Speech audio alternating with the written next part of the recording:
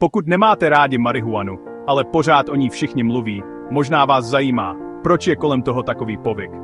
Za prvé, historická stigma.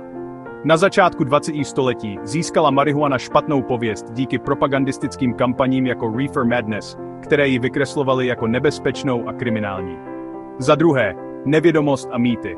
Spousta lidí se stále spoléhá na zastaralé informace o účincích a rizicích marihuany, což podněcuje strach a nedorozumění. Za třetí, negativní osobní zkušenosti. U některých může marihuana vyvolat úzkost, paranoju nebo prostě nepříjemné pocity, což vede k silným názorům proti ní. Za čtvrté, strach z rekreačního užívání.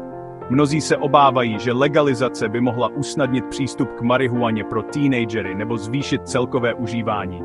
A konečně, kulturní a náboženské přesvědčení. V některých kulturách je marihuana považována za morálně špatnou, což je v rozporu s hluboce zakořeněnými hodnotami a tradicemi.